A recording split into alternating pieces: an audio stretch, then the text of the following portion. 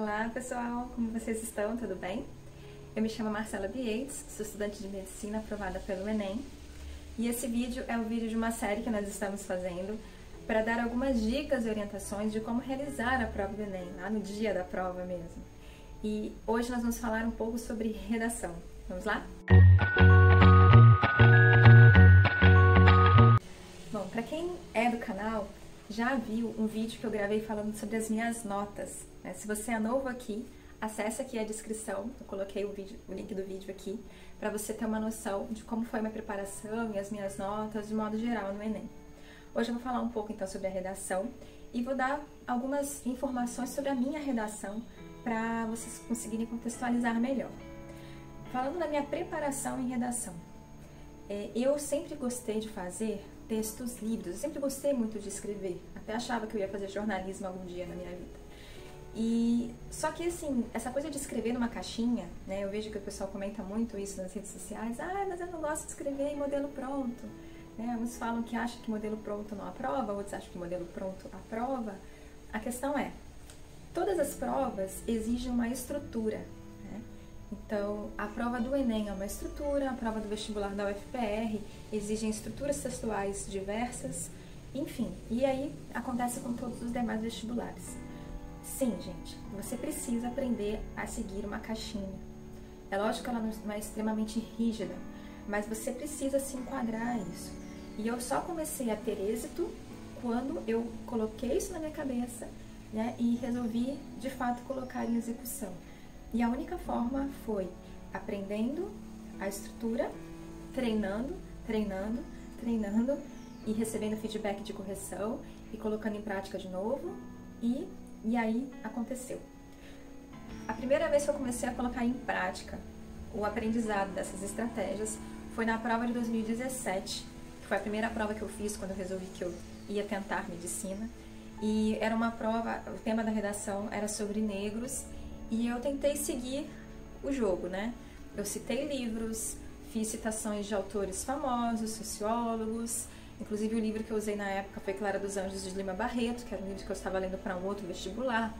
Fiz analogias, puxei o gancho para o livro de novo na conclusão, tentei fazer lá uma proposta de intervenção, enfim. Eu li o texto, achei que o texto ficou lindo, maravilhoso. Aí quando veio minha nota, veio 780.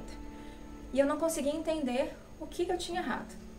Olhei as competências, depois a gente entra um pouco nas competências, e fui aos poucos tentando me convencer. Na prova do ano seguinte, 2018, eu peguei sobre a questão da inclusão dos surdos, né?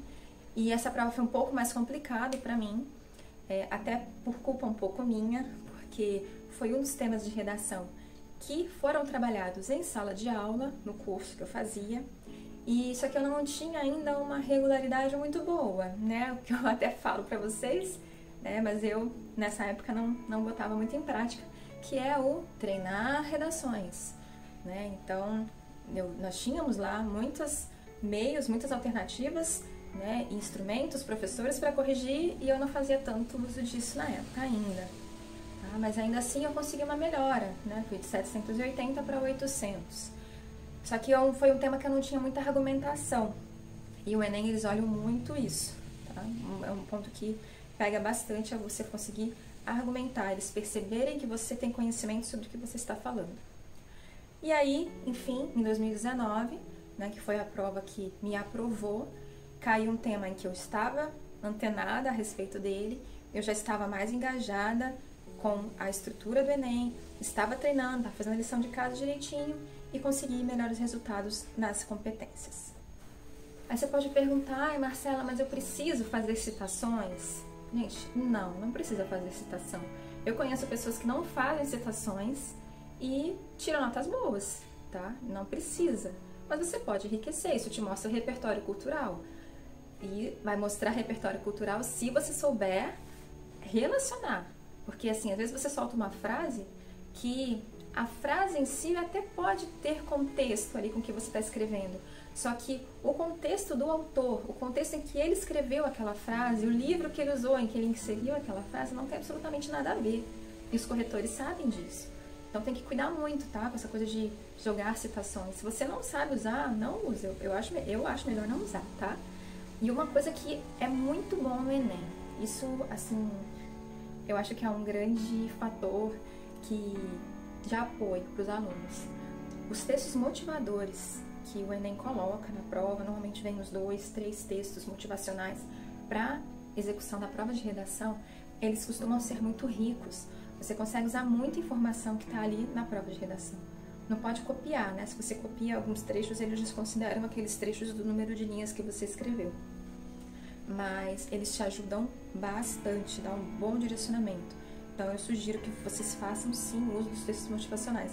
Ao contrário do que acontece com o texto de muitas questões da prova, esses textos fazem sentido e vale a pena.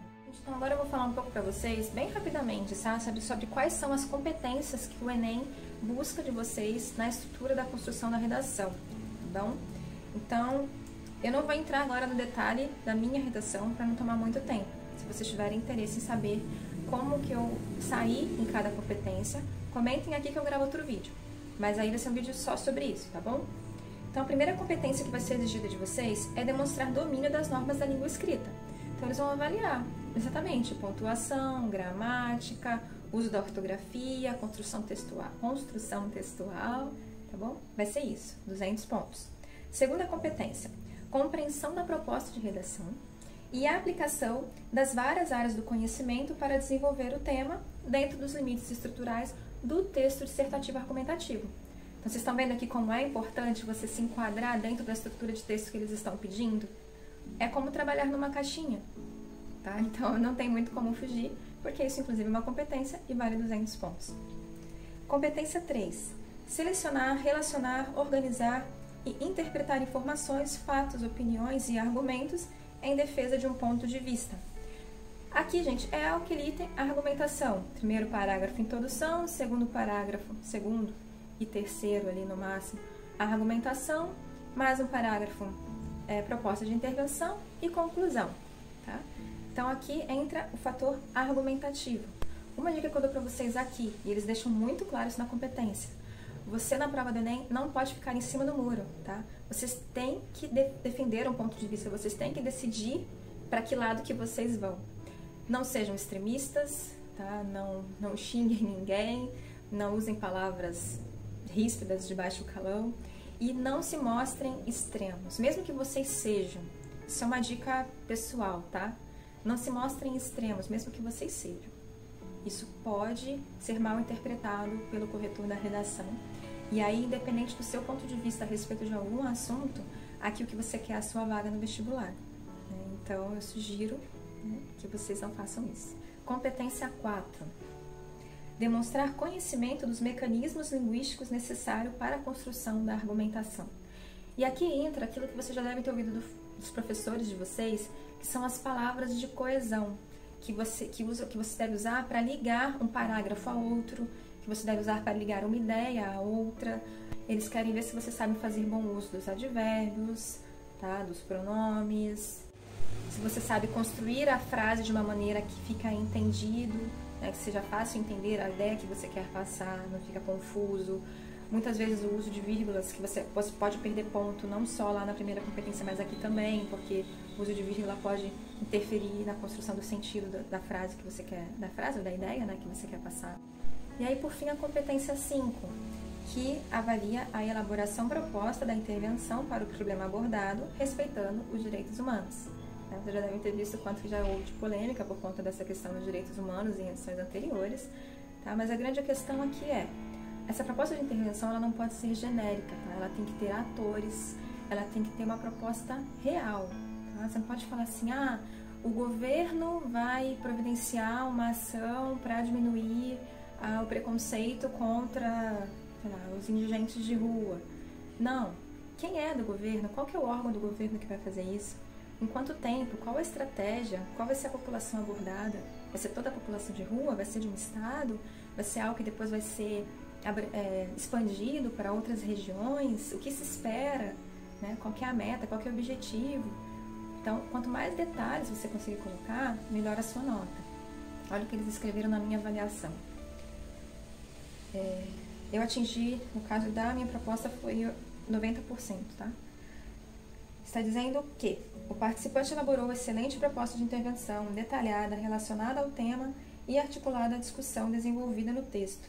Trata-se de uma redação cuja proposta de intervenção foi muito bem elaborada, relacionada ao tema, decorrente de discussões desenvolvidas no texto, abrangente e bem detalhada. Então, aqui para vocês terem uma noção, talvez esse abrangente tenha sido o que me tirou meus 10%. Se eu tivesse sido mais direcionada ainda, eu conseguiria os 100%. Ai, gente, é isso. Eu não queria que esse vídeo ficasse muito longo, né? Eu poderia falar mais, mostrar para vocês um pouco da minha redação, mas eu acho que deu para passar a mensagem. E se vocês tiverem alguma dúvida adicional, mandem aqui nos comentários para mim, tá? Ou me manda no direct, no Instagram ou no Facebook. Eu respondo para vocês com o maior prazer, o mais rápido que eu puder, tá? Agora eu consigo talvez responder um pouquinho mais rápido, né, que as aulas já acabaram, as minhas aulas, as aulas das crianças, mas é isso. Eu espero de verdade que vocês vão muito bem na prova, tá? Então, se vocês conseguirem colocar algumas dessas dicas em prática, eu tenho certeza que isso vai fazer diferença para vocês. Se vocês quiserem mais alguma dica, né, como eu falei, matemática e redação é o que eu entendo como a cereja do bolo da prova de vocês. Tá bom? Se vocês forem bem nessas duas provas, né, e conseguirem fazer o mínimo aí nas outras, vocês já conseguem passar em qualquer curso. Para medicina, talvez um pouco mais de esforço, tá?